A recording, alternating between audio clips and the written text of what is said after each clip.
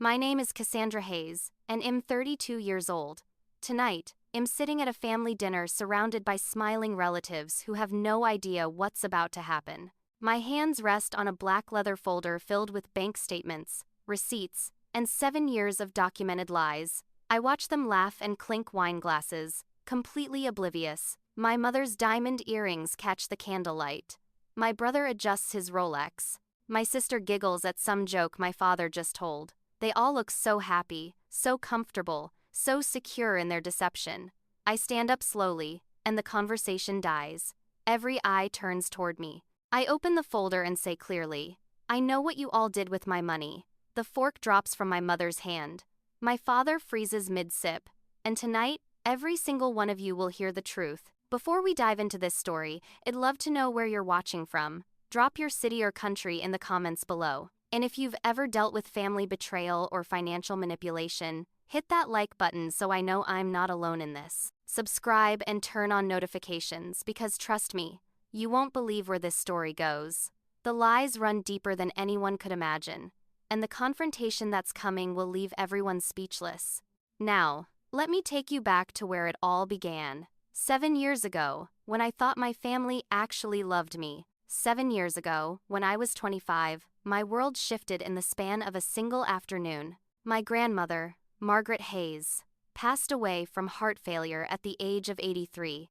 She wasn't just my grandmother. She was my confidant, my mentor, the person who believed in me when no one else seemed to care about my dreams. While my parents pushed me toward practical careers and stable paychecks, Grandma Margaret sat with me for hours looking at architecture magazines, talking about beautiful buildings and the stories they told. She was a seamstress her entire life, working from a small shop downtown, hemming wedding dresses and tailoring suits for the wealthy families in our town. She never spent money frivolously, never took vacations, never bought herself luxuries. Every penny she earned went into a savings account that nobody knew existed until the day her will was read. I remember sitting in the attorney's office, the leather chair creaking under me as Mr. Whitmore adjusted his glasses and shuffled through papers. My parents sat to my right.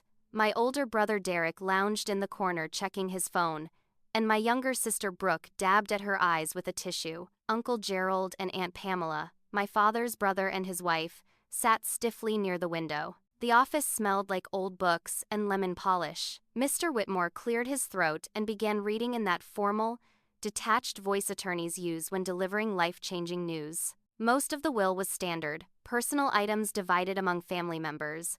The house sold with proceeds split evenly. Then he reached the part that made everyone sit up straighter. To my granddaughter, Cassandra Marie Hayes, I bequeath the sum of $40,000 to be used specifically for her graduate education in architecture, a dream I know she will achieve. The room went absolutely silent. I felt tears streaming down my face before I even realized I was crying.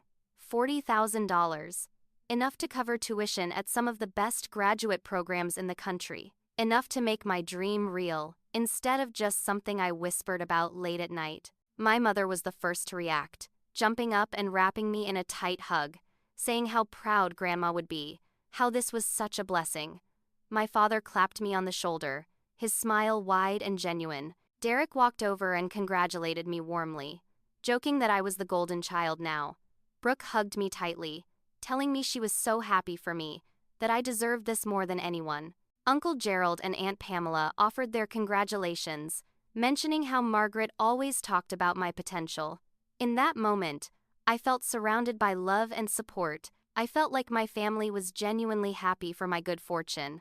Looking back now, I can see the calculation behind some of those smiles, the way certain eyes lingered a bit too long on the attorney's paperwork, the subtle exchanges of glances I was too emotional to notice at the time. Within a week, the check cleared and $40,000 sat in a new savings account I opened at First National Bank. The number on the screen felt surreal, magical, like a door opening to a future I'd only imagined. I researched graduate programs obsessively, printing out applications for Columbia, Yale, MIT, and the University of Pennsylvania.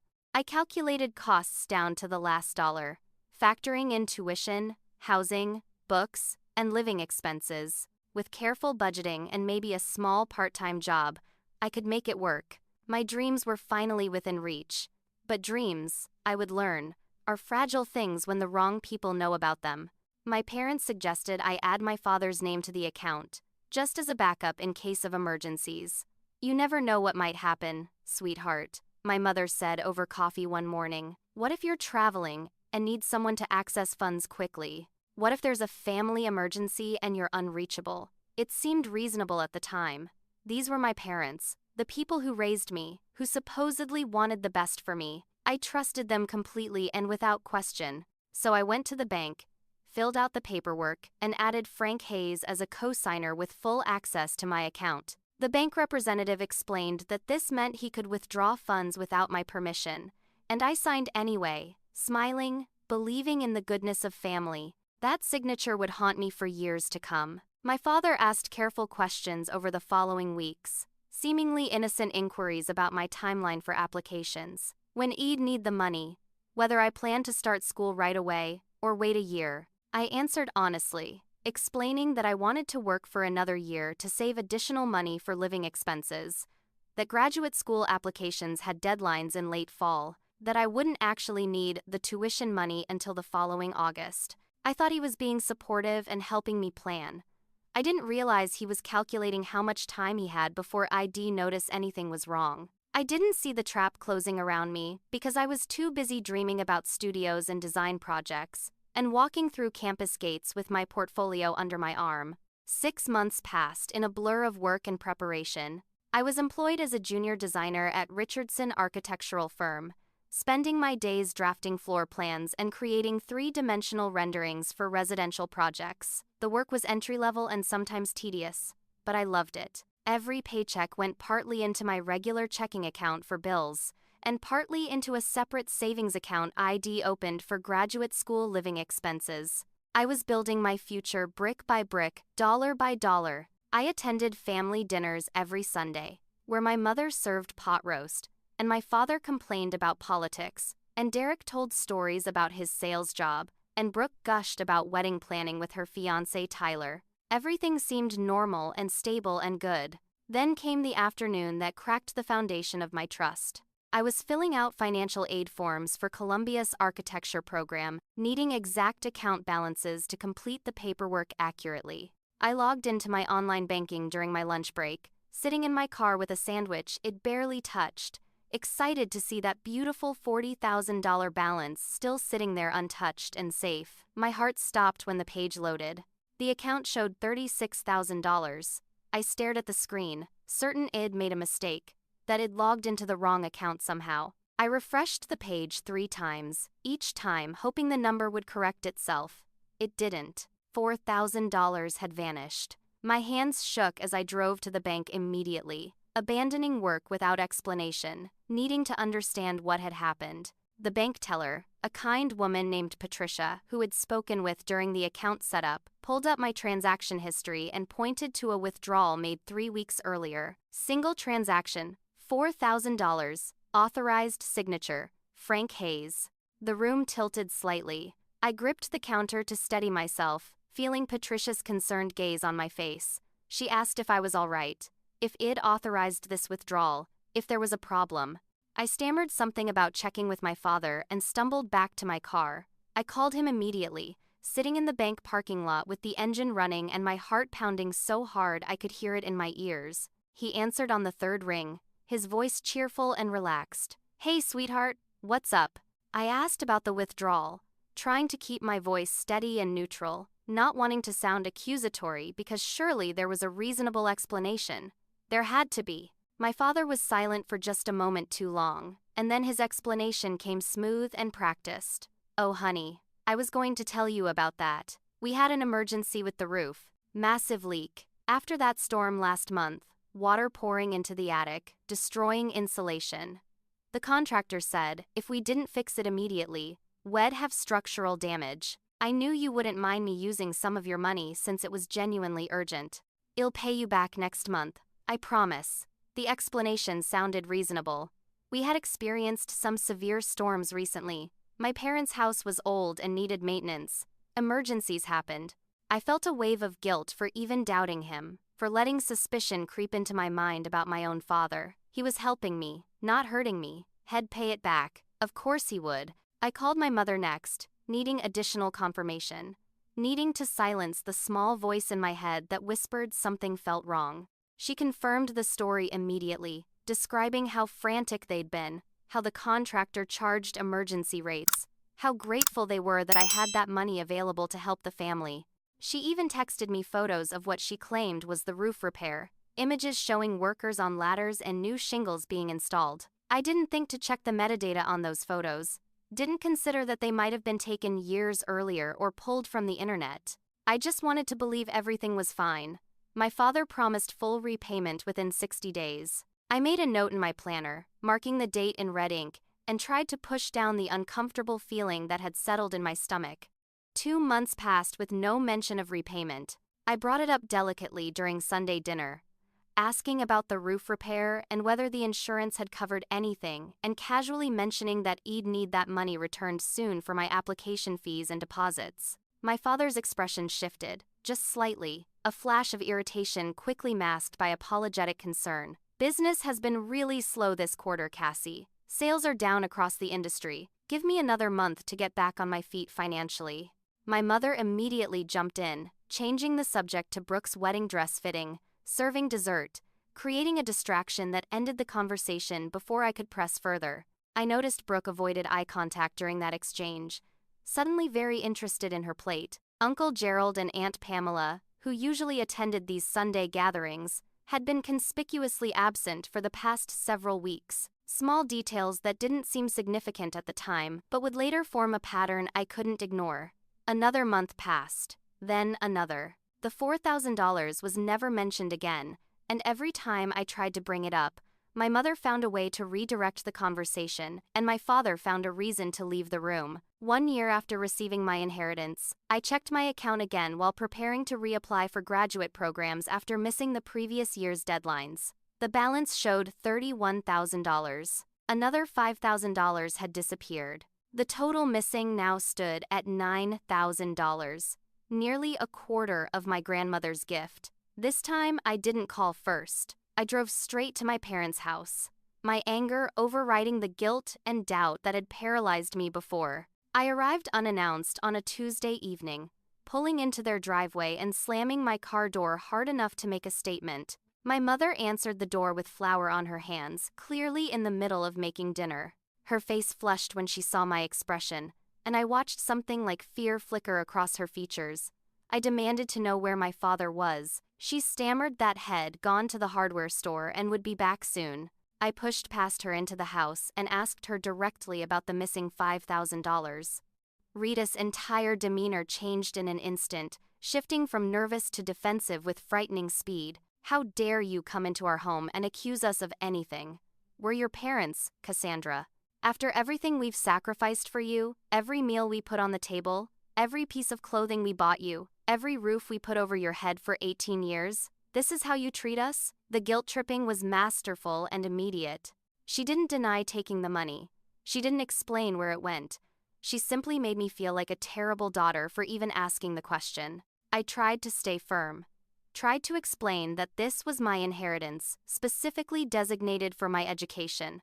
That I needed that money for my future. She cut me off, her voice rising, asking if I thought they were thieves. If I really believed they'd steal from their own daughter. When I asked to see medical bills or proof of where the money went, she acted horrified that I'd dare to question them. We don't owe you receipts and documentation like we're criminals on trial. If you can't trust your own parents, then I don't know what kind of person you've become. My father arrived home in the middle of this confrontation, walking through the door, carrying a bag from the hardware store, and immediately joining forces with my mother. They stood together in a united front, both wounded and offended that I'd dare to question their integrity. Frank claimed the latest withdrawal was for medical expenses, his heart medication that insurance didn't fully cover, doctor visits for Rita's chronic back pain. When I pointed out that he'd promised to repay the first $4,000, and never did, his expression hardened. We raised you for 18 years without sending you an invoice, Cassandra. We fed you, clothed you, paid for your activities and your car insurance and your college application fees. Maybe it's time you showed some gratitude instead of acting like we owe you something. The argument that family automatically deserves financial compensation for basic parenting responsibilities should have been my wake-up call. Instead, it made me question myself. Had I been selfish? Was I being ungrateful? They genuinely seemed hurt and betrayed by my accusations. They promised again that they'd pay back every penny by Christmas, just a few months away. They asked me to have faith in them, to trust that they'd never intentionally hurt me, to remember that family takes care of family. I left their house feeling confused and guilty, wondering if I was the problem, if my suspicion and distrust were damaging our relationship more than any missing money ever could. I called Derek that night, needing advice from my older brother, someone outside the immediate conflict who could give me perspective. His response felt rehearsed and automatic. "They're going through a tough time financially, Cassie. Dad's commission-based income is unpredictable. Mom's been dealing with medical issues. Just give them some time and space. They'll make it right. You're being kind of harsh on them, honestly. It comes across as selfish." The word selfish stung, coming from my brother. Derek had always been the golden child, the successful one, the son my father bragged about at every opportunity. If he thought I was wrong, maybe I was. Maybe I needed to be more understanding, more patient, more family-oriented. Brooke stopped returning my calls around this time, which hurt more than I wanted to admit. We'd always been close despite our age difference, sharing secrets and supporting each other through breakups and job struggles. Her sudden silence felt like abandonment when I needed her most. Thanksgiving arrived and the family gathering felt surreal. Everyone acted completely normal, as if no money had gone missing, as if no accusations had been made, as if everything was perfectly fine. Uncle Gerald and Aunt Pamela reappeared after their mysterious absence, though they seemed uncomfortable and quiet throughout the meal. I noticed new furniture in my parents' living room, expensive pieces that hadn't been there during my last visit. My mother wore diamond earrings I'd never seen before, at least a carat each, catching the light every time she turned her head. My father mentioned casually that they'd booked a vacation to Florida for the following month. None of this aligned with their claims of financial struggle. When I pointed this out, gently suggesting that perhaps they had more money than they'd indicated, my father's anger exploded. "I work 60 hours a week. I've earned everything we have. I deserve to enjoy my life without my daughter interrogating every purchase like I'm some kind of criminal. If you're so concerned about money, maybe you should focus on your own career instead of obsessing over a roof repair and some medical bills." The message was clear. Asking questions was off limits. Pushing back meant conflict. Trusting blindly was the only acceptable option. Christmas came and went with no repayment and no acknowledgement that any promise had been made. I checked my account on December 26th and found $28,000 remaining. Another $3,000 had vanished. The total missing now stood at $12,000, nearly a third of my grandmother's inheritance. Graduate school deadlines had passed again. Another year wasted. My dreams slipping further away with each unauthorized withdrawal. And still, I said nothing. I swallowed my suspicion and my hurt because speaking up had only resulted in being called selfish and ungrateful. I convinced myself that maybe I was overreacting, that family was more important than money, that everything would work out eventually. 2 years after my grandmother's death, the truth began revealing itself in fragments I could no longer ignore. My friend Monica worked at Pinehurst Country Club, one of the most exclusive golf clubs in our region, waiting tables in the restaurant to pay for nursing school. We met for coffee one afternoon and she mentioned seeing Derek there frequently, playing 18 holes every weekend, dining in the clubhouse with business associates. She spoke casually, assuming I knew about his membership, not realizing she'd just handed me a crucial piece of a horrible puzzle. I went home and researched Pinehurst's membership fees online, and my stomach dropped when I saw the initiation fee, $12,000 annually, plus monthly dues.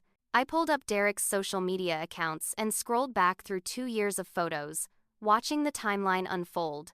His first post from Pinehurst appeared exactly 6 months after Grandma Margaret died, 6 months after my father gained access to my account, 6 months after the first withdrawal. The photos showed Derek standing on immaculate greens with expensive clubs, posing in the pro shop with new equipment, celebrating hole-in-ones with bottles of champagne. One caption read, "Finally joined the club I've been dreaming about for years. Worth every penny.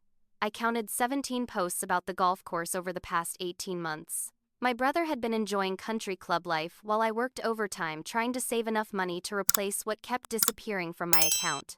I drove to Derek's house without calling, needing to see his face when I confronted him, needing to watch him try to explain this away. His wife Jennifer answered the door holding their toddler daughter on her hip, surprised but welcoming until she saw my expression. She called for Derek nervously and I pushed past her into their entryway. Sitting in their driveway, gleaming in the afternoon sun, was a brand new Lexus SUV with temporary dealer plates. I'd seen advertisements for that exact model, $60,000 minimum. Derek appeared from his home office looking annoyed at the interruption, his expression shifting to wariness when he realized I wasn't here for a social visit. I asked him directly, loudly, about his Pinehurst membership, about when he joined, about where he got $12,000 for initiation fees. The color drained from his face and then flooded back in an angry red flush. He admitted it quickly once cornered, but with no remorse whatsoever. Dad gave me some money for the membership, so what? It's not a crime to accept help from family. I asked where Dad got $12,000 to give away when had been crying poverty to me for 2 years. Derek's jaw tightened and his eyes went cold. It's for business networking, Cassandra. I've closed 3 major deals through contacts I made at that club. It benefits the whole family when I'm successful. Maybe if you understood business and investment, you'd see this differently. I felt like I'd been slapped. This was my brother, the person who'd congratulated me so warmly when I first received the inheritance, now defending stealing my education money to fund his golf hobby and calling it business. The argument escalated rapidly, our voices rising, Jennifer hovering anxiously in the background trying to calm us down. I asked Derek point blank if he knew that money came from my grandmother's inheritance, the inheritance specifically designated for my graduate school education. He knew. Of course he knew. The guilt flickered across his face for just a second before pride and defensiveness took over again. Grandma would have wanted family to help each other succeed. You're too focused on yourself to see the bigger picture. That's always been your problem, Cassie. You're selfish with money. You hoard it instead of using it to help your family thrive. The accusation was so absurd, so completely inverted from reality, that I actually laughed. He was calling me selfish for wanting to keep my own inheritance while he literally stole $12,000 for golf lessons. Derek physically threw me out of his house, grabbing my arm and pushing me toward the door, telling me I wasn't welcome anymore until I learned some respect and gratitude. Jennifer stood behind him, looking shocked and confused, clearly not aware of where the golf membership money had actually come from. I sat in my car outside their house, shaking with rage and grief. Everything I'd suppressed for 2 years erupting to the surface. My own brother had betrayed me, had looked me in the eye at family dinners while I struggled to explain my delayed graduate school plans, knowing the entire time that he was the reason I couldn't afford to go. I called Brooke immediately, demanding the truth, asking if she knew about Derek's membership and where the money came from. My sister's silence on the other end of the phone told me everything before she even spoke. When she finally did, her voice was thick with tears and shame. She confessed that our parents had given her $8,000 last year for her wedding down payment. It attended that wedding just 6 months earlier, danced at the reception, given a heartfelt toast, admired the expensive venue and the designer dress and the elaborate floral arrangements. I'd never questioned how Brooke and Tyler afforded such an expensive celebration on their modest salaries. I'd never imagined my own inheritance funded my sister's special day while I worked double shifts and skipped meals to save money. Brooke insisted through sobs that our parents told her the money came from their savings, from bonds they'd cashed in to help her start married life properly. She claimed she didn't know the truth, didn't realize it was my money they were giving her. But then her confession continued, and the truth emerged more completely. Shed suspected something was wrong.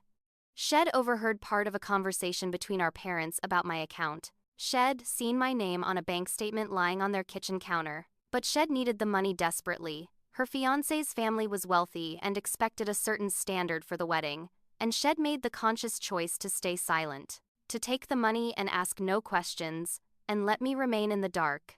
I'm sorry, Cassie. I'm so sorry. I was selfish and scared, and I thought you'd never have to know. Please don't hate me. I hung up without responding because I couldn't trust myself to speak. The math was adding up now in horrible ways. Derek's golf membership, $12,000. Brooke's wedding, $8,000. That accounted for 20 of the missing dollars. But I'd lost 24,000 total, according to my last account check. 4,000 remained unaccounted for. I drove to my parents' house again, demanding that everyone meet me there immediately, calling Derek and Brooke and saying this ended tonight. My father refused. My mother cried and accused me of causing unnecessary drama. Derek said he'd already explained everything and I needed to accept it and move on. Nobody wanted to face the truth all together in one room. Uncle Gerald called me late that night, his voice heavy with guilt and regret. He confessed that he and Aunt Pamela had borrowed $3,000 from my parents 18 months ago during a period of unemployment. My parents had presented it as their own money, available to help family in need, and Gerald had accepted gratefully. He and Pamela had repaid every penny 3 months later, proud to have honored their debt, but had just recently learned from my mother during an argument that the loan had actually come from my account without my knowledge. The revelation had horrified him. He apologized profusely, explaining he never would have accepted the money if he'd known the truth. They'd paid it back to Frank and Rita, but that money had clearly never made it back into my account. My parents had pocketed the repayment. I thanked Uncle Gerald for his honesty and sat alone in my apartment doing math until 3 in the morning. 12,000 to Derek, 8,000 to Brooke, 3,000 to Gerald and Pamela, but repaid and stolen again by my parents. The numbers still didn't add up completely. Where had the rest gone? What else were they hiding? And how could I have been so blind for so long, trusting people who were systematically stealing my future while looking me in the eye and calling me family? 3 years into this nightmare, at age 28, I finally stopped making excuses for my family and started documenting evidence. I didn't attend Thanksgiving or Christmas that year, claiming work obligations and ignoring my mother's guilt-inducing voicemails about how I was abandoning family traditions. Derek sent occasional texts calling me dramatic and oversensitive, saying I was holding grudges over nothing. Brooke's messages were apologetic but tentative, caught between guilt over her own complicity and loyalty to our parents, who'd explicitly told her to stop contacting me. I felt completely isolated and simultaneously liberated. Without the constant pressure to perform family harmony, I could think clearly for the first time in years. I went to First National Bank and requested complete transaction histories for my account dating back to the day it was opened. The teller, a different woman than Patricia who'd helped me before, printed 7 years of statements. Watching the printer spit out page after page of withdrawals and declining balances felt surreal and nauseating. I took the enormous stack of papers to a consultation with attorney Howard Mitchell, whose office was recommended by a colleague at work. Howard specialized in family financial disputes, and his calm professionalism kept me grounded while explaining the legal situation. He reviewed the documents carefully, making notes, highlighting patterns, asking detailed questions about my relationship with my family, and what exactly I'd authorized versus what had occurred without permission. His assessment was clear. My father had co-signer authority, but had violated the trust basis on which that authority was granted. The money was designated through the will for a specific purpose, my education, and using it for anything else constituted misappropriation. I had grounds for civil action, potentially even criminal charges depending on how aggressive I wanted to pursue justice. His retainer fee was $5,000 to begin building a formal case. I hesitated, understanding that paying him meant committing to full-scale war against my family. There would be no going back from this decision. Relationships would be permanently destroyed. I'd become the villain in their narrative, the ungrateful daughter who dragged her parents to court over money. I left Howard's office without committing and spent 3 weeks wrestling with the decision. Then I checked my account one final time, hoping maybe I'd see a large deposit, some sign that my family had come to their senses and was trying to make things right. The balance showed $19,000. $21,000 of my $40,000 inheritance was gone, more than half. I'd lost more than half of my grandmother's gift, more than half of my educational future, and my family showed no signs of stopping. That night I called Howard Mitchell and hired him officially. The war had begun. Howard recommended hiring a private investigator to document exactly where the money had gone, creating an ironclad case that would leave no room for my family to claim misunderstandings or innocent mistakes. I hired Robert Walsh, a former police detective who now ran his own investigation firm. Robert was methodical and thorough, explaining that financial trails were nearly impossible to completely erase in the digital age. He subpoenaed bank records, credit card statements, property records, and vehicle registrations. He interviewed vendors and reviewed social media posts. He built a timeline that showed not just where my money went, but what my family had been doing while claiming poverty and asking for patience. 2 months later, Robert presented his findings in a detailed report that made me physically ill to read. My father had gambled away $6,000 at casinos in Atlantic City and Las Vegas. The records showed hotel stays, casino transaction logs, and credit card charges at blackjack tables and slot machines during weekends. Head claimed to be visiting old college friends or attending work conferences. My mother had spent $4,000 on cosmetic surgery, specifically a breast augmentation procedure performed by Dr. Raymond Chen at Elite Cosmetic Surgery Center. Medical records, which Howard subpoenaed through legal discovery processes, showed the surgery date correlated exactly with one of the larger withdrawals from my account. My father apparently hadn't known about this expenditure, which explained some of the tension I'd witnessed between them during recent encounters. Derek's $12,000 golf membership was confirmed with exact dates and payment records. Brooke's $8,000 wedding down payment was documented through contracts with the venue, payments that came directly from my parents' personal checking account 3 days after a transfer from my savings account into theirs. Uncle Gerald's $3,000 loan was traced through text message records that Howard obtained through discovery, showing the loan arrangement and repayment, followed by my parents' decision to keep the repaid money rather than return it to my account where it belonged. But the investigation also revealed additional spending I hadn't known about. My parents had renovated their entire kitchen during the year following my grandmother's death, a project costing $12,000 according to contractor invoices. Granite countertops, custom cabinets, high-end appliances, all funded by money meant for my education. The total documented misappropriation came to $43,000. They hadn't just stolen my inheritance. They'd taken more than my inheritance, using credit and loans they expected to repay from my account, and when they couldn't repay it all, they'd simply doubled down on lies and manipulation. Every sad story about financial struggles, every guilt trip about ungrateful daughters, every promise to pay me back someday, all calculated deception designed to keep me quiet while they continued spending money that was never theirs to take. The investigation cost me $3,000. Money I paid from my own hard-earned savings, but the evidence I now possessed was absolutely conclusive. I began preparing for confrontation, organizing every piece of evidence into a comprehensive presentation. Bank statements showing every withdrawal, photos of Derek's Lexus and his country club posts, copies of my mother's surgical records, casino transaction logs with my father's name, contractor invoices for kitchen renovations, wedding venue contracts, everything arranged chronologically in a black leather folder, each document marked with colored tabs for easy reference. I created a digital presentation as well, with images enlarged so they could be displayed on a screen if needed. I wanted them to see their lies projected in high definition, undeniable, and inescapable. I chose the date for confrontation carefully. My grandmother's birthday, 7 years after her death. It felt appropriate somehow, like bringing her spirit into the room to witness the truth about what her family had done with her carefully saved money. I rented a private room at Marcello's Italian restaurant, an upscale establishment with discreet private dining spaces. I told my family we were gathering for reconciliation and healing, that had been too harsh and wanted to repair our relationships. They accepted eagerly, relieved that I was finally coming to my senses and rejoining the family fold. My mother called daily, expressing excitement. My father mentioned being proud of my maturity. Derek sent a gift basket. Everyone believed that it accepted my role as the person who just had to forgive and forget.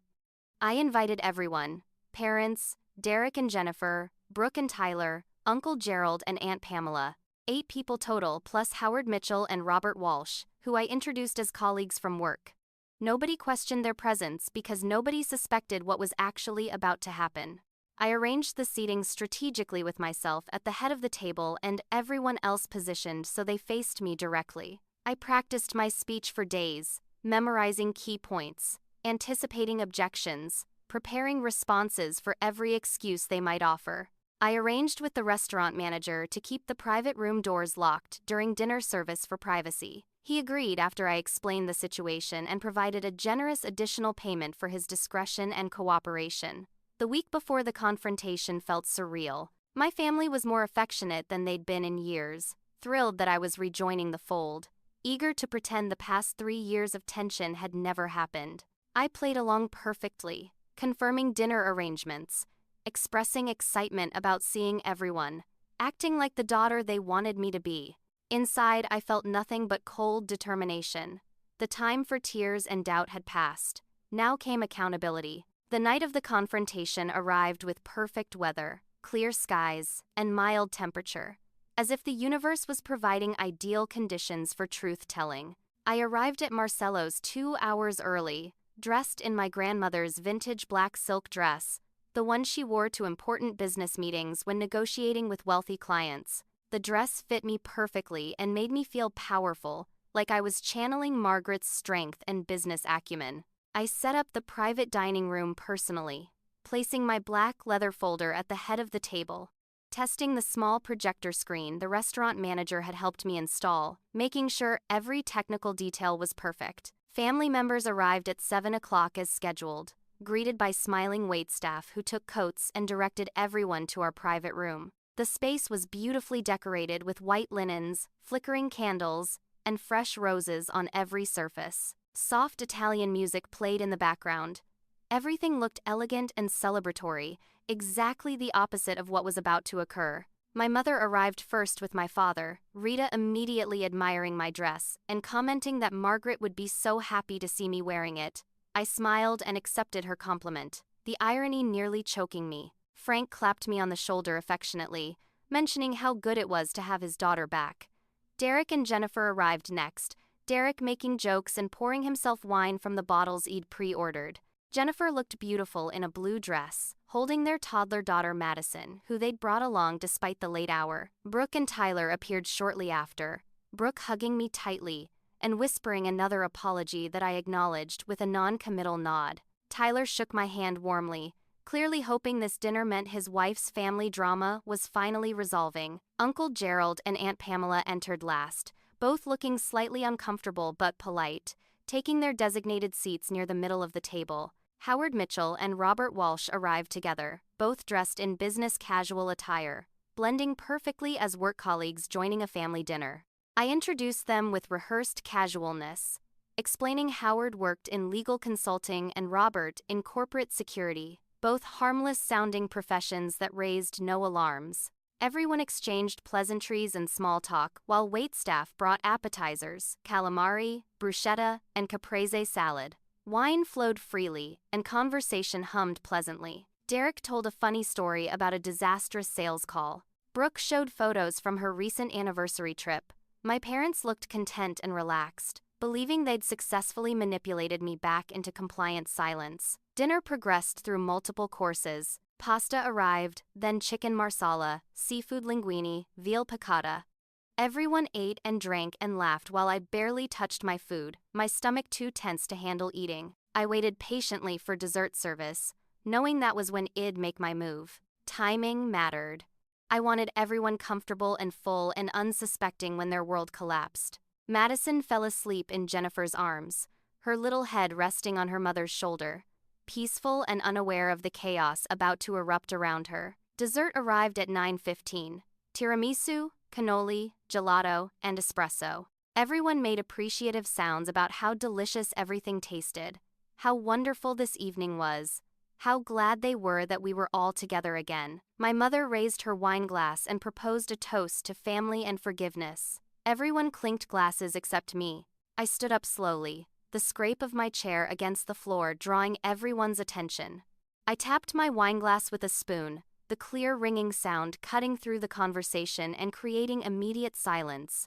All eyes turned toward me, faces smiling and expectant. assuming I was about to make a grateful speech thanking them for coming and expressing my love for family. Instead, I reached for the black leather folder.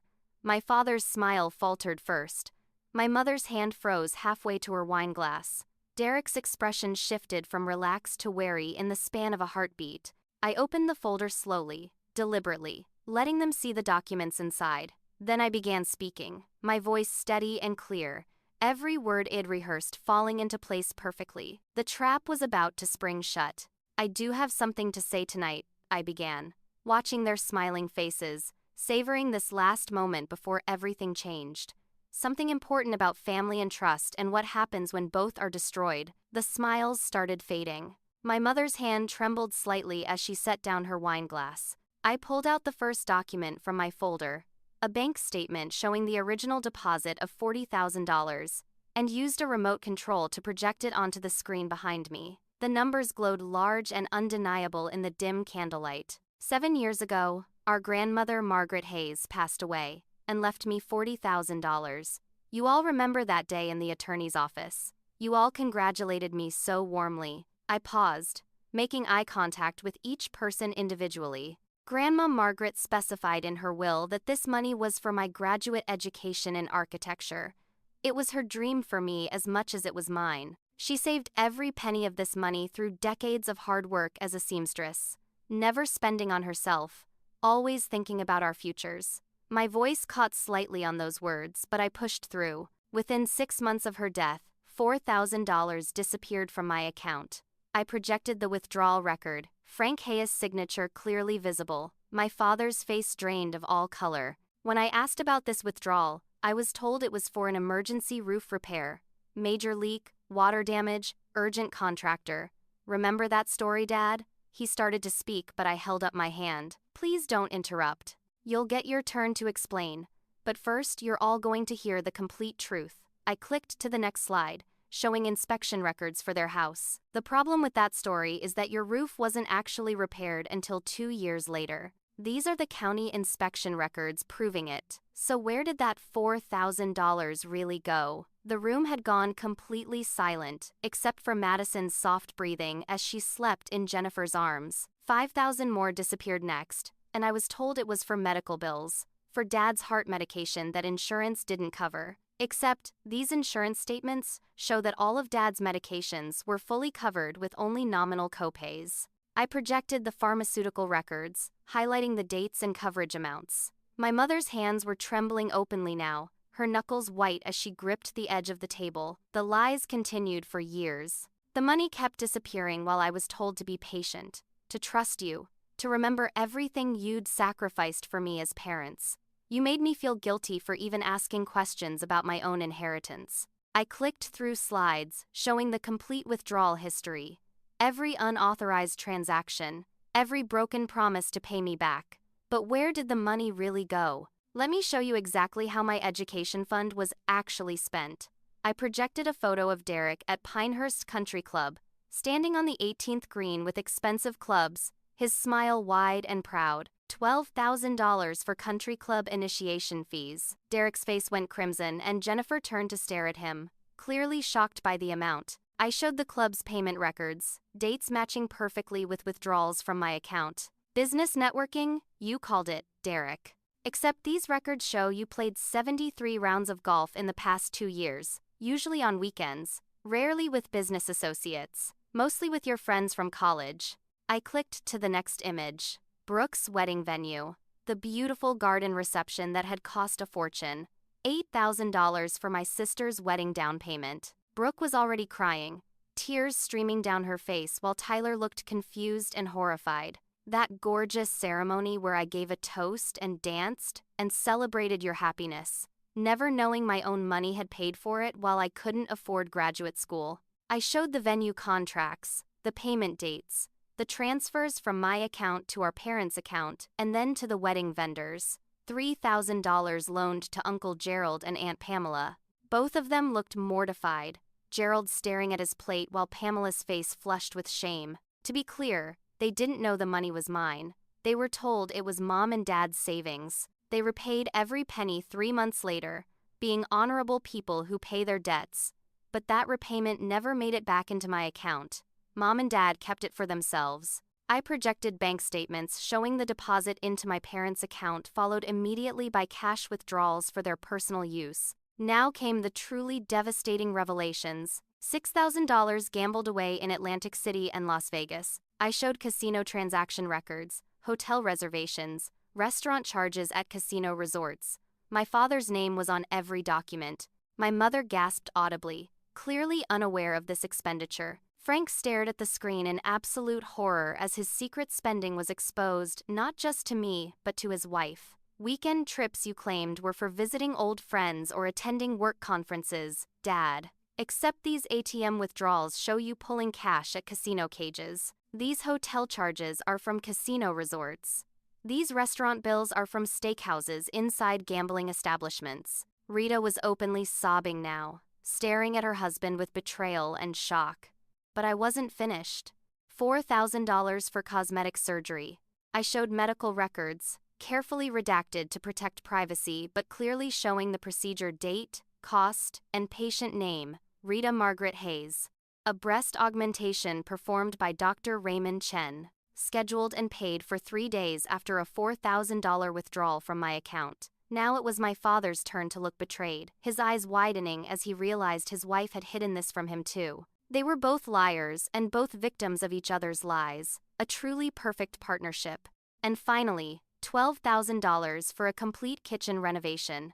I showed before and after photos of their kitchen, contractor invoices, material receipts, everything documented and dated. New granite countertops, custom cabinets, stainless steel appliances, all installed within 6 months of Grandma Margaret's death, all paid for with money that was supposed to fund my education. I let that sink in, watching their faces, seeing the reality settle over them like a suffocating blanket. Total stolen from my inheritance, $43,000. The number hung in the air, impossible to deny or minimize. You took more than Grandma gave me. You used credit and loans expecting to pay it back from my account, and when you couldn't, you just kept lying and taking more. My voice was rising now, emotion breaking through my carefully maintained composure.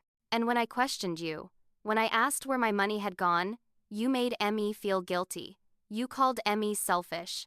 You accused Emmy of being ungrateful and destroying family harmony. Derek stood up suddenly, his chair scraping loudly. Cassandra, this is ridiculous. You can't just. I cut him off sharply. Sit down, Derek. I'm not finished and you're not leaving. Something in my tone made him comply, sinking back into his chair while Jennifer clutched Madison tighter, the child stirring but not waking. This arrived 3 years ago. I projected an image of an acceptance letter from Columbia University's architecture program. Gasps echoed around the table. I was accepted to my dream graduate school, full acceptance to one of the best programs in the country. Full tuition was $38,000. With my inheritance, plus my own savings for living expenses, I could have afforded it. I could have achieved everything Grandma Margaret wanted for me. I had to pause, swallowing hard against the emotion threatening to overwhelm me. But because you stole my money, because you prioritized golf memberships and weddings and gambling and breast implants and granite countertops over my education, I had to decline. I had to turn down my dream and watch it disappear because my family cared more about their wants than my future. The silence in the room was absolute and crushing. Then I gestured to Howard Mitchell. This is Howard Mitchell, and he's not a legal consultant. Hes my attorney. Shock rippled through the room visibly. I gestured to Robert Walsh next. This is Robert Walsh, and Hes not in corporate security. Hes the private investigator I hired to document every single one of your lies and track down every penny you stole. Uncle Gerald closed his eyes, and I saw tears leaking out. Aunt Pamela covered her mouth with both hands. I have 2 options prepared for all of you tonight. I projected a legal document, the official complaint Howard had drafted.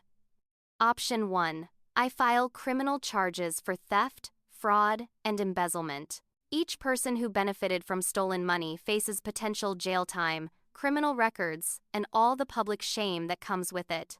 I let that threat hang in the air before clicking to the next slide. Option 2. You agree to a civil repayment plan, court-enforced and legally binding. Every person who received money pays back their portion with 7% interest compounded annually. Total owed, $56,000. My father found his voice finally, hoarse and desperate. Cassandra, we don't have that kind of money. You know we don't. This will bankrupt us. I looked at him with cold clarity. Then you'll be on payment plans for years. You'll face wage garnishments if necessary. You'll sell assets if you have to. I don't care how difficult it is for you. You should have thought about that before you stole from your own daughter. Uncle Gerald spoke up, his voice barely above a whisper. Cassandra, please. Pamela and I didn't know. We thought it was their money. I nodded, acknowledgement. I know you didn't know, Uncle Gerald. You're still responsible for paying back what you received, but you won't face criminal charges because you acted in good faith and you repaid your debt. Everyone else knew exactly what they were doing. My mother reached toward me across the table, her face destroyed by tears and running mascara. Baby, please. We're so sorry. We made terrible mistakes. Please don't do this. Please don't destroy your family. I pulled my hand away from her reach. I'm not destroying this family, Mother. You destroyed it, all of you. When you stole from me, when you lied to my face for 7 years, when you made me question my own sanity and called me selfish for wanting my own money back, you destroyed everything that mattered between us.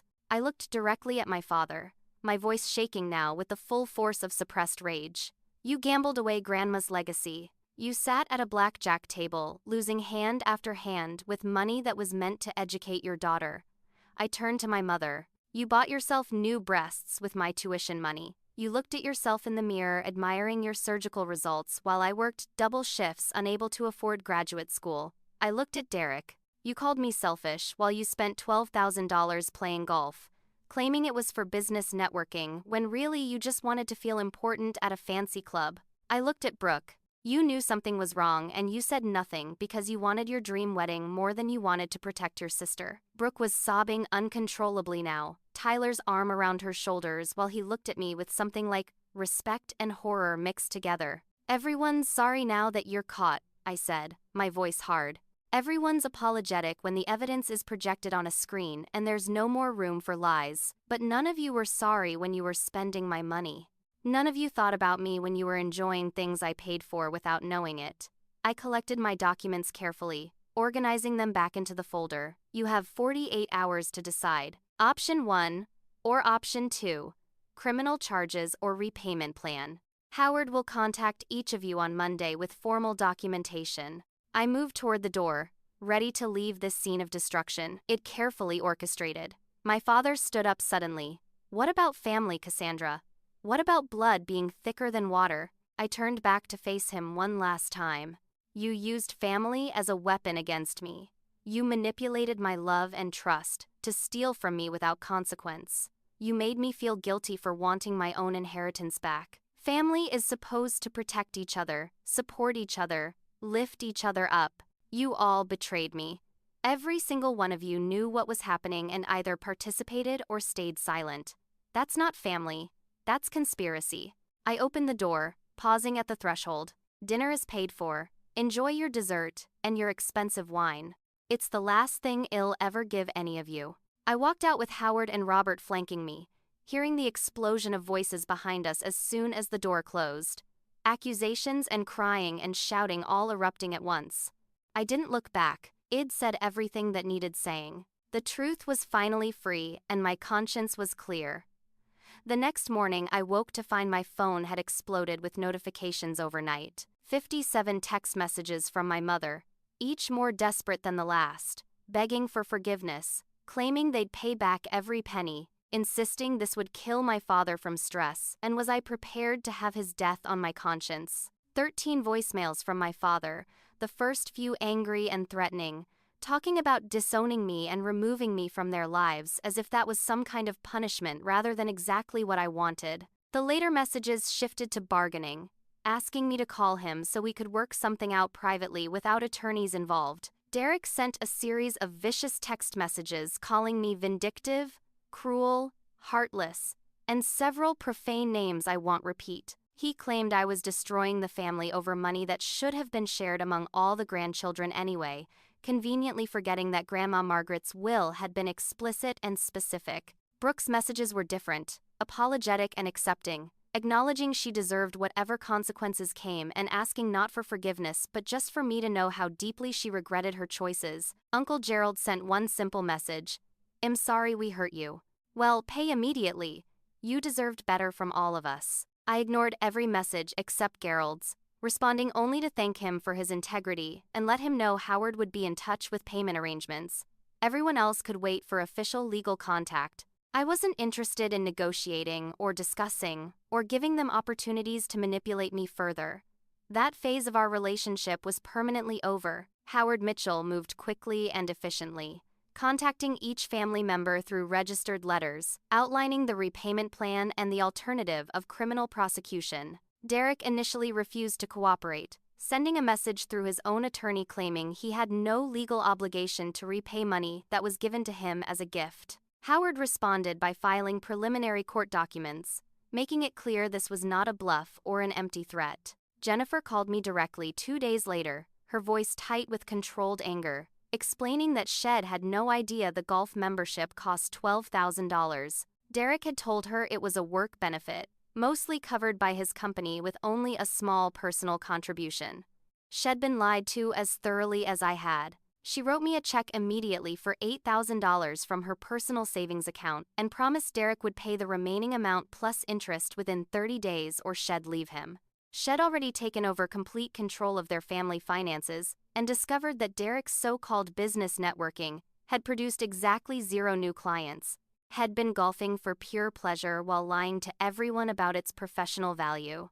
Brooke and Tyler met me at a coffee shop 3 days after the confrontation, both looking exhausted and emotionally destroyed. Tyler insisted on coming because he wanted to understand everything and make sure his wife faced full accountability. Brooke confessed the complete timeline of her knowledge and complicity, how Shed overheard conversations and seen documents but chosen willful ignorance because she desperately wanted the wedding her fiancé's wealthy family expected. Tyler was shocked and hurt to learn his wife had kept such major secrets from him, that their beautiful wedding ceremony had been funded by stolen money. He wrote me a check on the spot for $8,000 from his personal savings money. Brooke hadn't even known he had. He refused to let their joint account be touched for this debt because he wanted Brooke to understand the real cost of her choices. She accepted this quietly, acknowledging she deserved his anger and my justified hatred. I didn't correct her use of the word hatred because I wasn't sure what I felt anymore. Not quite hatred, but certainly not love. Maybe just empty disappointment where familial affection used to live. Uncle Gerald and Aunt Pamela visited my apartment 4 days after the dinner, carrying a cashier's check for $3,200, the full amount plus calculated interest. Gerald apologized again, explaining they'd been deceived but should have asked more questions before accepting money from my parents who'd been claiming financial difficulties. Pamela hugged me and said that Grandma Margaret would be proud of me for fighting back and demanding accountability. They were the only family members who acknowledged that my actions were justified and necessary, rather than cruel and vindictive. Their validation meant more than I'd expected, making me cry for the first time since the confrontation. They left quietly, promising to stay in touch if I ever wanted family connection with people who actually honored the concept. My parents took the most defensive approach, hiring their own attorney to fight the repayment requirement. Their lawyer sent a letter claiming statute of limitations on some of the older withdrawals, arguing that too much time had passed for me to seek repayment legally. Howard responded brilliantly, citing case law showing that the statute of limitations clock begins at the moment of discovery, not the moment of theft. It only learned the full extent of their theft 2 months ago when Robert's investigation was completed, which meant everything was well within the legal timeframe. My parents' attorney reviewed Howard's response and quietly withdrew from the case, reportedly telling them it was unwinnable and they should settle. Faced with inevitable legal defeat, Frank and Rita refinanced their house, taking out $18,000 against their home equity. They agreed to a payment plan for the remaining amount, $500 monthly for 6 years, until their portion was fully repaid with interest. The process exposed my father's gambling problem to my mother in undeniable detail, forcing them both to confront addictions and lies they'd been hiding from each other. Rita filed for separation and moved in with her sister temporarily while they attended mandatory marriage counseling.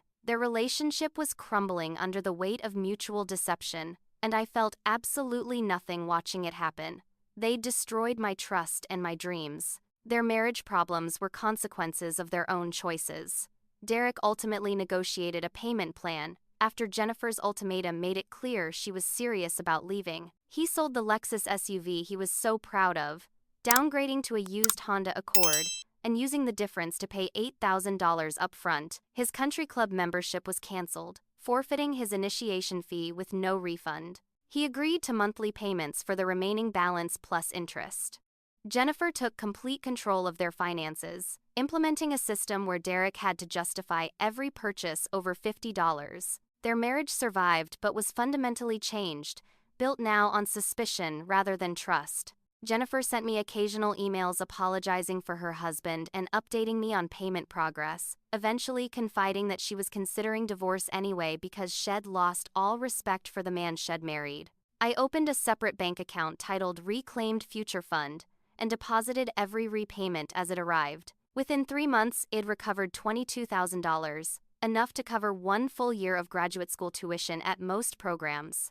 I met with a financial advisor who helped me create an investment strategy to grow the money safely while I waited for the remaining payments. Hope began rekindling cautiously in my chest, the possibility of achieving my dreams, returning after years of feeling like they were permanently lost. I researched architecture graduate programs again, this time with actual financial documentation showing I could afford tuition.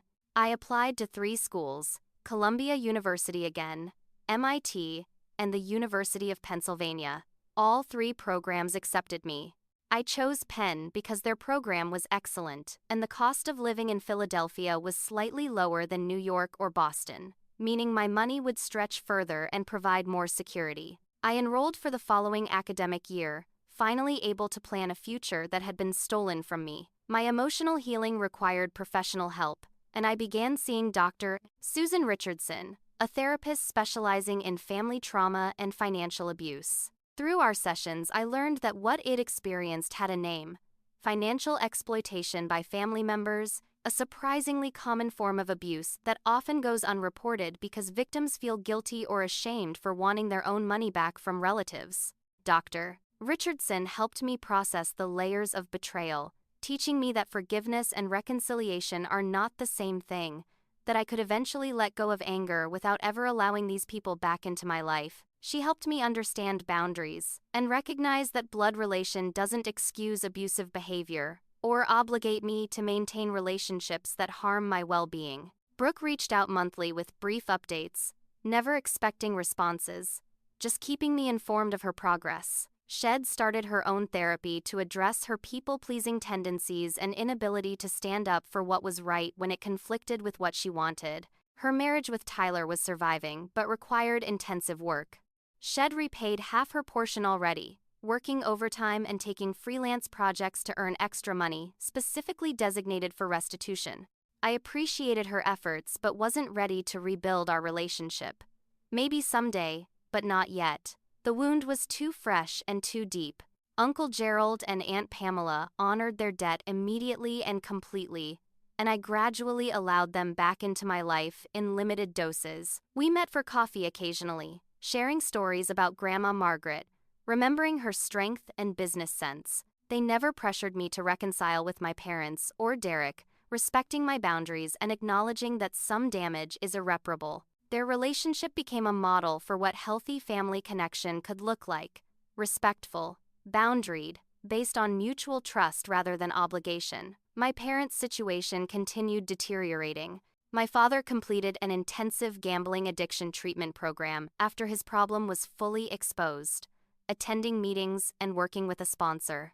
My mother returned home after 3 months of separation, setting strict conditions about complete financial transparency and joint therapy attendance. Their marriage survived in a technical sense, but everyone who knew them could see it was hollow and damaged. Their relationship with me was completely non-existent.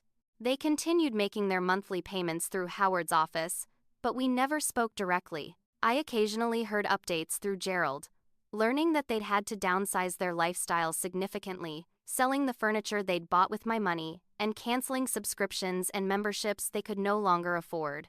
I felt nothing hearing about their struggles.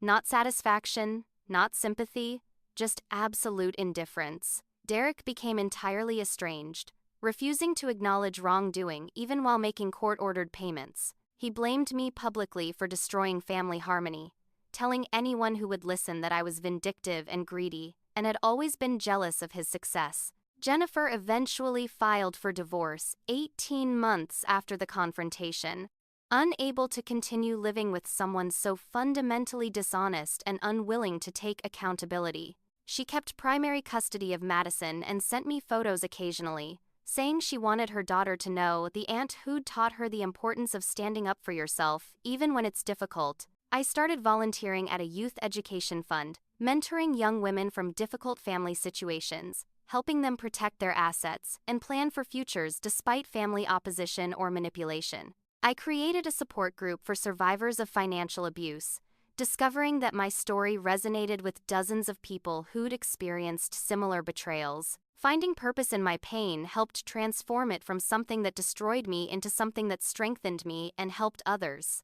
The support group met monthly, sharing experiences and strategies, creating community among people who understood the unique violation of being stolen from by people who claim to love you. 1 year after the confrontation, I stood in my apartment surrounded by packed boxes, preparing to move to Philadelphia to begin graduate school at the University of Pennsylvania. The total money recovered had reached $48,000, more than my original inheritance thanks to the interest penalties ID insisted upon. My financial advisor had invested wisely, growing my portfolio steadily, and I now had full tuition secured, plus living expenses covered, and even an emergency fund established. Everything I'd fought for was finally real. I held a small celebration with my true chosen family. Monica from the country club who'd inadvertently exposed Derek's membership.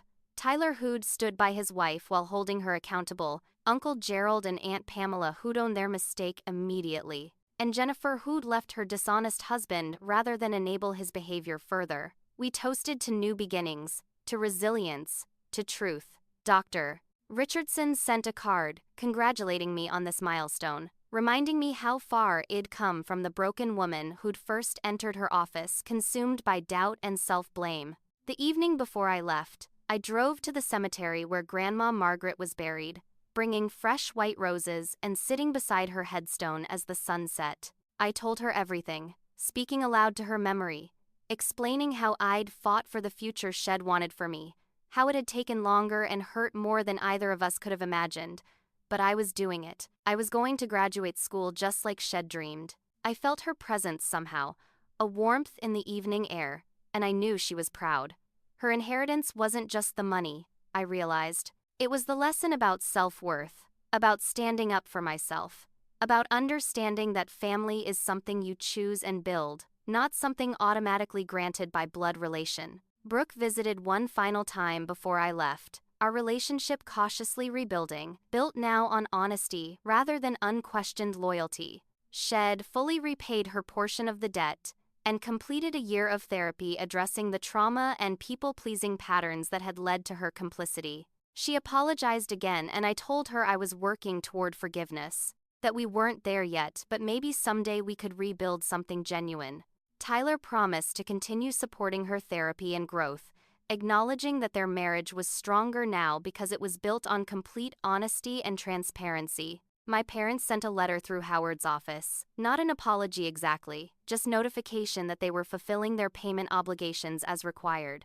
Monthly payments had arrived consistently, and their attorney confirmed they'd completed the court-mandated financial counseling. My father's gambling treatment was ongoing, and they'd both maintained employment to meet their financial obligations. Shed fully repaid her portion of the debt and completed a year of therapy addressing the trauma and people-pleasing patterns that had led to her complicity. She apologized again, and I told her I was working toward forgiveness, that we weren't there yet, but maybe someday we could rebuild something genuine. Tyler promised to continue supporting her therapy and growth, acknowledging that their marriage was stronger now because it was built on complete honesty and transparency. My parents sent a letter through Howard's office. Not an apology exactly, just notification that they were fulfilling their payment obligations as required. Monthly payments had arrived consistently, and their attorney confirmed they'd completed the court-mandated financial counseling. My father's gambling treatment was ongoing, and they'd both maintained employment to meet their financial obligations. Gerald said she would have boxed all their ears if she'd known what happened with her money, but she'd be proud of how Id handled it. Pamela presented me with Grandma's old sewing kit, the wooden box she'd kept on her workbench for 50 years, filled with threads and needles and measuring tapes. "She'd want you to have this," Pamela said, "for mending what's broken and creating beautiful new things." I cried holding that box. Genuine tears of gratitude and connection with the grandmother who'd believed in me when no one else had. My final night in that apartment, I journaled about everything I'd learned, writing a letter to my younger self from 7 years ago, the naive 25-year-old who'd trusted too easily and doubted her own instincts. "Trust yourself," I wrote. "Your doubt is valid. Your suspicions are correct. Family should earn trust, not demand it automatically. Your dreams matter. Fight for them. Betrayal will hurt worse than you can imagine, but surviving it will make you stronger than you ever thought possible. You are not selfish for protecting what belongs to you. Blood doesn't excuse abuse. Choose people who choose you back, who celebrate your success, rather than stealing from it, who build you up, rather than tearing you down, to make themselves feel better. You will survive this. You will be stronger. You will achieve everything they tried to take from you." I sealed that letter and tucked it into Grandma's sewing kit, a reminder for future moments when doubt crept back in. The next morning, I loaded my car with everything I owned, taking one last look at the city where I'd experienced so much pain and growth. I drove toward Philadelphia, toward the University of Pennsylvania, toward the future I'd fought so hard to reclaim. Passing through the city limits, I saw a billboard that made me smile. "Your past is not your prison." The universe confirming my path forward. My new apartment near campus was small but perfect, mine alone with no one able to take it from me. I unpacked Grandma's black silk dress carefully, hanging it in the closet where I could see it every morning, a reminder of strength and legacy and truth. My first day of orientation, I introduced myself to other graduate students honestly. I'm Cassandra Hayes, 32 years old. It took me longer to get here than I planned, but I made it. I connected immediately with other non-traditional students who had their own stories of delayed dreams and obstacles overcome. We understood each other in ways traditional students couldn't, bound by the knowledge that education you fight for means more than education handed to you easily. In our first architecture seminar, the professor asked why we'd chosen this field. When my turn came, I answered from my heart, because I learned that foundations matter. That structure requires integrity. That you can't build something lasting on lies and deception. When something is damaged, you don't hide it or cover it up. You expose it completely, repair what can be saved, and rebuild stronger than before. The professor nodded with visible respect, and several classmates approached me afterward wanting to hear more of my story. Our first major assignment was designing a structure representing our personal journeys. I created a building with transparent glass walls, nothing hidden, everything visible and honest. The frame was reinforced steel, unshakable and permanent, representing the foundation of self-worth I'd built through trauma. Open interior spaces allowed for growth and change and possibility. A bridge extended from the main structure toward a separate section representing the future, showing movement forward rather than remaining trapped in past pain. My professor called the design devastatingly honest and architecturally powerful, giving me the highest grade in the class and using my project as an example for future semesters. That evening alone in my apartment, I looked around at everything I'd built for myself, every piece of furniture I'd chosen, every bit of security I'd created through my own effort and refusal to give up. I called Monica to share my excitement about the first day of class, and she reminded me that I'd fought like hell for this opportunity and earned every second of it. After hanging up, I sat with Grandma's sewing kit in my lap, thinking about legacy and strength and the courage to demand accountability even when everyone tells you to be quiet and forgive. I realized that my family, in their cruelty and betrayal, had actually given me an unexpected gift. They'd taught me my own worth. They'd shown me I was strong enough to stand completely alone against everyone I'd ever loved. They'd proven that truth, no matter how painful, is freedom.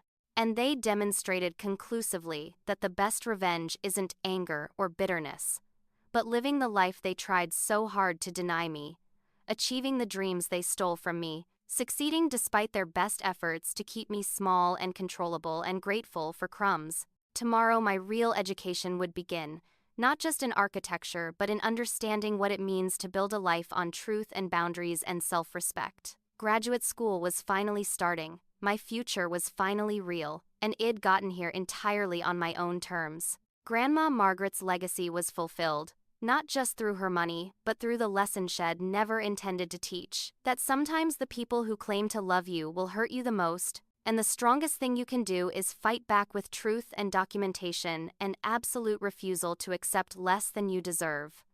I closed my journal and turned off the lights, ready for sleep and tomorrow's challenges. The girl who'd trusted blindly was gone forever, replaced by a woman who trusted carefully, loved conditionally, and protected her dreams fiercely. That transformation was worth more than $40,000. That strength was the real inheritance my grandmother had left me, even if she never imagined I'd need it to defend myself against her own son.